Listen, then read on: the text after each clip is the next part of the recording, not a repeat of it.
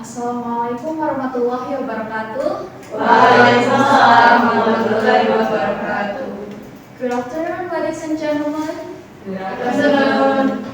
Alright, thank you so much for joining me today. Now, please let me introduce myself to you. My name is Fina Fitriyatul Fauziyah. I'm a student at an English Education Department from Universitas Pendidikan Indonesia.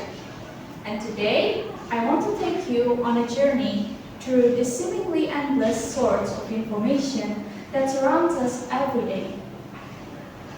Today, we're living in an age of unprecedented access of information.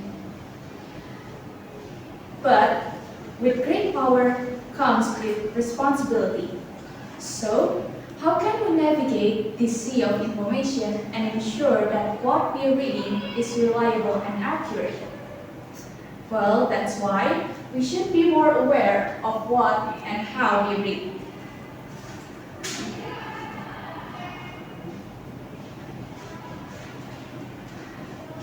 So, let's start by acknowledging the sheer volume of information that bombarding us from every angle. Now, I'm sure you all know them, but I want to make sure. Are you all familiar with social media? Yes. Instagram? Yes. Facebook? Yes. X? Formerly Twitter? Yes. Alright.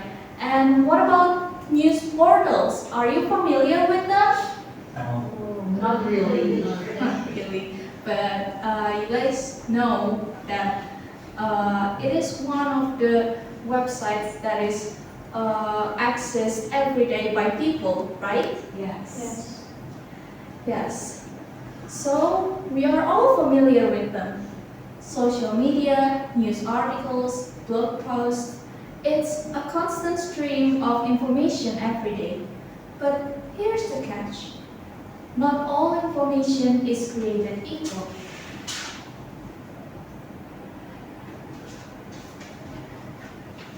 In 2021, the Central Statistic Office reported around 62% of internet users saw online content that they considered unreliable. And another study in 2019 found out that 42.8% of people, news sharers, admit to ever sharing false news to their family and friends. Now,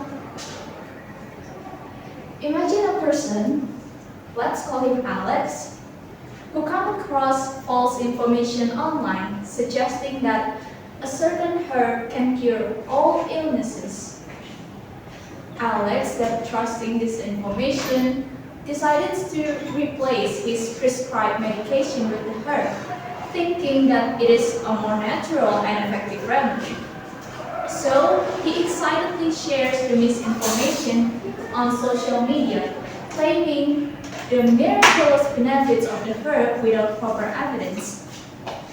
Well, his friends and family, seeing his post, may question Alex's judgment and credibility.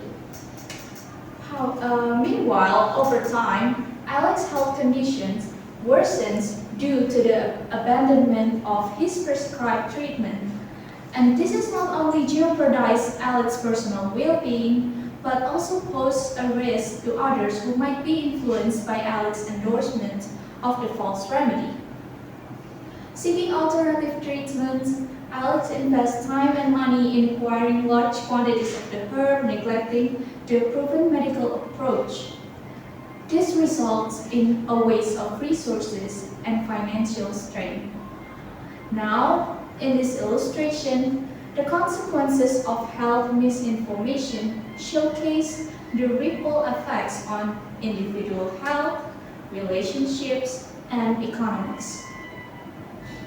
We live in an era where misinformation can spread like wildfire, and it is up to us as individuals to be the gatekeepers of our own minds.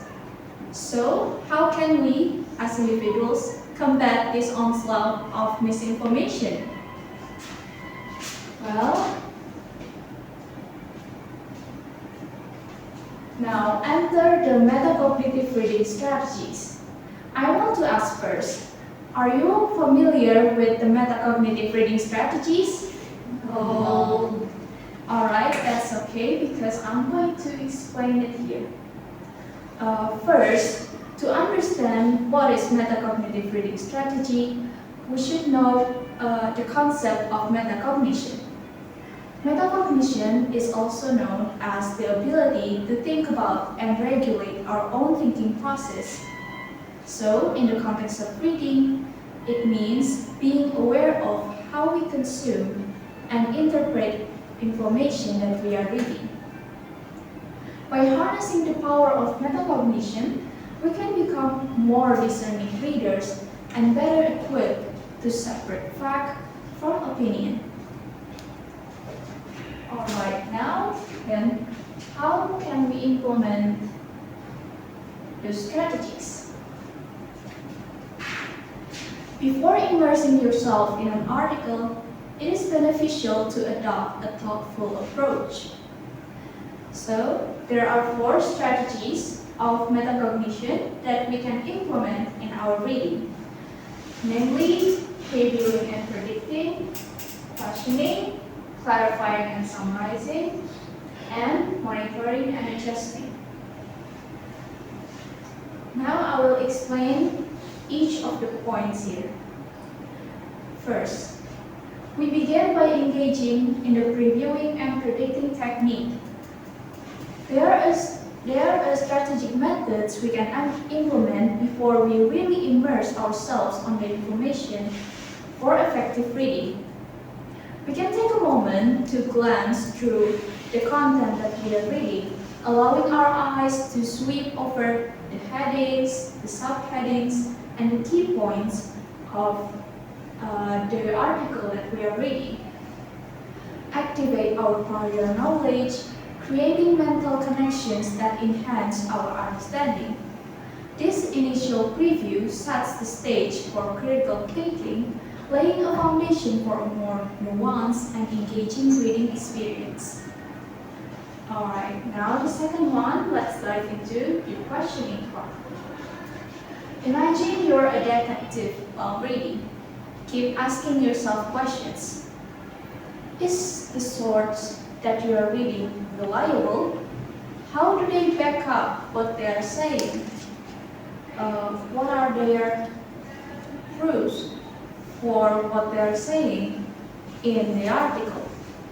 By doing this, you're not just reading passively, you're actively thinking and making sure things add up. It's like putting on a thinking cap as you navigate through the information. Well, then next, let's delve into the importance of clarifying and summarizing. When you come across something confusing, don't just brush it aside. Take a moment to pause, ask questions to yourself to clear up the confusion, and if necessary, break down the information into smaller parts for better understanding. It's like untangling a knot to make sure everything makes sense. On the flip side, summarizing is like creating a short version of what you've read. It helps bring together the main ideas, making it easier to identify the key points. So, by taking a moment to clarify and summarize, you are essentially ensuring a more solid grasp of the material that you're reading. And finally, let's explore the monitoring and adjusting strategies. It is a bit like fine-tuning your reading skills while you are reading. We can do that by continuously assess how well we are understanding the content and, if needed, tweak our approach. Imagine it as navigating a path. If you hit a bump, adjust your steps. Flexibility is crucial, especially when it comes to checking the reliability of your sources. Stay open to adapting your reading strategy based on what works best for the material at our hand. This way, we are actively ensuring that our comprehension stays sharp and tailored to the intricacies of each piece that we encounter.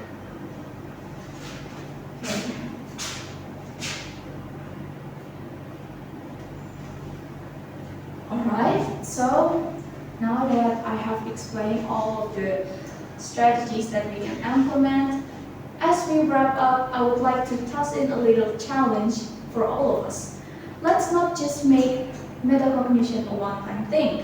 Let's make it a habit, a go-to tool in our reading arsenal. The challenge here is to be conscious consumers of information. In a world where data is overflowing, let's be the ones navigating through it with purpose and precision. Think of metacognition as our lifeboat in the sea of information, keeping us afloat, helping us stay above the waves of misinformation and data overload.